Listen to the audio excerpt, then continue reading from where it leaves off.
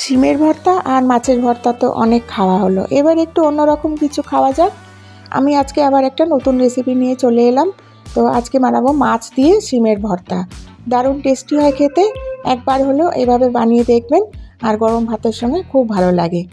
মৌসুমিস কিচেনে আপনাদের সবাইকে স্বাগত জানাই। আশা করি আপনারা সবাই খুব ভালো আছেন, আমিও ভালো আছি। তো আজকে আমি আবারও একটা নতুন রেসিপি নিয়ে চলে এলাম। তার জন্য নিয়ে নিয়েছি শিমগুলোকে ভালো করে ধুয়ে নিয়েছি। ধুয়ে জলটা ভালো করে মুছে নেওয়ার পর এটা দুই দিক কেটে সুতোগুলো বার করে দিচ্ছি। তো এইভাবে কেটে নেওয়ার পর অর্ধেক করে কেটে শিমগুলোকে রেডি করে রাখবো। তো আজকের রেসিপিটা বন্ধুরা আপনারা পুরোটা দেখতে থাকুন। যদি ভালো লাগে তাহলে লাইক শেয়ার করতে ভুলবেন না, আর নতুন বন্ধুরা প্লিজ সাবস্ক্রাইব করে দেবেন। তো আজকের রেসিপিটা চলুন শুরু করা যাক। তো শিমগুলোকে আমি প্রথমেই ধুয়ে নিয়েছিলাম, এবার এগুলোকে অর্ধেক করে কেটে আমি রেডি করে রেখেছি। এবার একটা কড়াই বসিয়ে দিয়েছি গ্যাসের উপরে। কড়াইয়ের মধ্যে দিয়ে দেবো 2 চামচ সর্ষের তেল। তো যে কোনো ভর্তায় সর্ষের তেল দিয়েই ভালো লাগে খেতে, তো সেই জন্যে সর্ষের তেলটা নেওয়ার চেষ্টা করবেন। তো তেলটা দেওয়ার পর তেলটা যখন ভালোভাবে গরম হয়ে যাবে, এর মধ্যে দিয়ে দেবো শিমগুলো। তো শিমগুলোকে দেওয়ার পর হালকা একটু নাড়াচাড়া করে নেওয়ার পর এর মধ্যে দিয়ে দেবো স্বাদ মতো নুন আর হলুদ গুঁড়ো।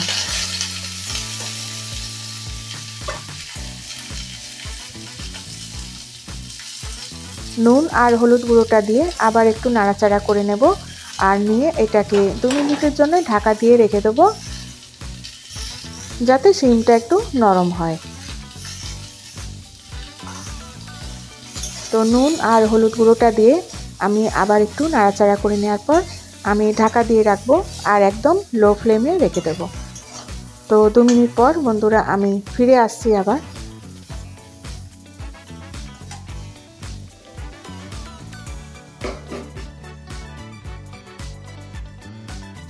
দু মিনিট পর আমি ঢাকাটা খুলে নিলাম। এবার দেখুন শিমটা না সেদ্ধ হয়নি, আবার অল্প একটু জল দিয়ে দিলাম, আর জল দেওয়ার পর আবার একটু নাড়াচাড়া করে নেব, নিয়ে এবার আবার ঢাকা দিয়ে রেখে দেবো 2 মিনিটের জন্য, তাহলে শিমটা একদম নরম হয়ে যাবে। 2 মিনিট পর আমি আবার খুলে দেখে নিচ্ছি। তো দেখুন শিমগুলো একদম নরম হয়ে গেছে। এবার আমি একটা থালায় এটাকে তুলে রেখে দেবো ঠান্ডা হওয়ার জন্য। এবার ওই কড়াইয়ের মধ্যে আবার একটু তেল দিয়ে দেবো।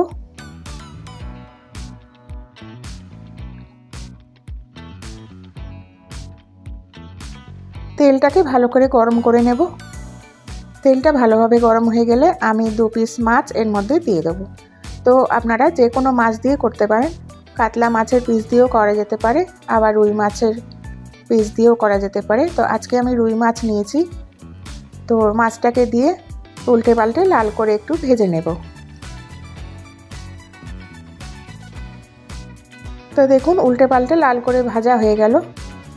এবার আমি এটাকেও প্লেটে তুলে রাখবো, ঠান্ডা করে নেব। ঠান্ডা না হলে এর কাঁটাটা আমি বাছতে পারবো না, সেই জন্যে ঠান্ডা করে নিতে হবে। এবার ওই তেলের মধ্যে কিছু ফোড়ন দিয়ে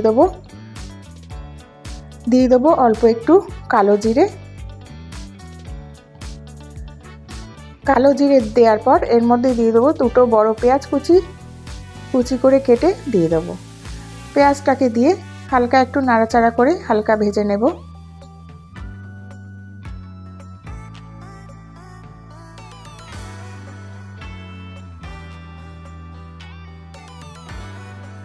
তো দেখুন পেঁয়াজটা আমি নাড়াচাড়া করে হালকা ভেজে নিচ্ছি।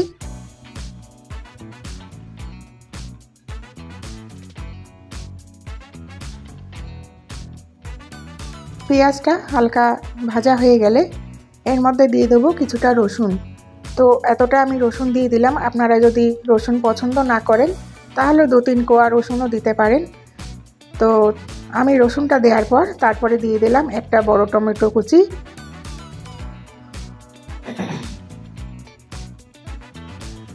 টমেটো, পেঁয়াজ আর রসুন সব কিছু একসাথে আমি ভালো করে একটু ভেজে নেব। তারপরে এটাকেও ঢাকা দিয়ে রেখে দেবো। ঢাকাটা তুলে দেখে নিচ্ছি। তো দেখুন এটাও একদম ভাজা হয়ে গেল। এবার এটাকেও আমি একটা বাটিতে তুলে রাখছি।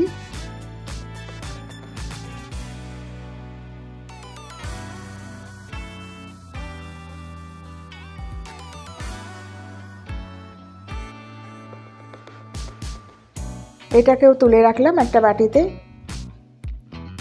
এবার ওই থালাটার মধ্যে, যেটার মধ্যে আমি মাছ ভেজে রেখেছিলাম, ওইটা এবার নিয়ে নেব। নিয়ে মাছের কাঁটাগুলোকে ছাড়িয়ে নেব ভালোভাবে।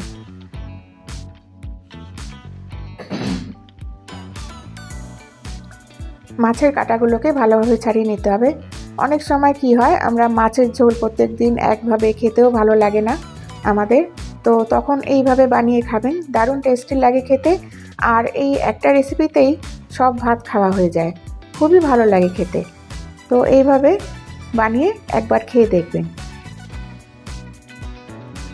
তো আমি আস্তে আস্তে মাছের কাঁটাগুলোকে ছাড়িয়ে নিচ্ছি।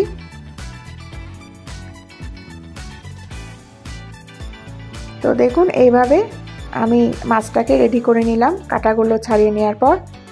এবার প্রথমে আমি শিমগুলোকে একটু মেখে নেব। তো সব কিছু ঠান্ডা হয়ে গেছে, এবার আমি ভালোভাবে মেখে নেব শিমগুলোকে। শিমগুলো একদম নরম হয়ে গেছে। তো বন্ধুরা এইভাবে একবার বানিয়ে খেয়ে দেখবেন, খুবই ভালো লাগে খেতে। তো এমনিতে তো শিমের ভর্তা আমরা খেয়েই থাকি, কিন্তু এইভাবে মাছ দিয়ে একবার খেয়ে দেখবেন, খুব ভালো লাগে খেতে। তো শিমগুলোকেও মাখা হয়ে গেল, এবার আমি মাছগুলোকে ওর মধ্যে নিয়ে নেব। আর কিছুটা কাঁচা লঙ্কা কুচি রেখেছিলাম, কাঁচা লঙ্কাটাও দিয়ে দিলাম। তো আপনারা যেরকম ঝাল পছন্দ করেন ওই রকম নিয়ে নেবেন। আর যে পেঁয়াজটা আমি ভেজে রেখেছিলাম ওটাও নিয়ে নিলাম।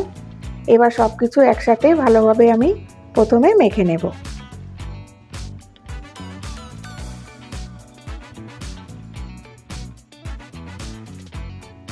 তো দেখুন আমি ভালোভাবে মেখে নিচ্ছি।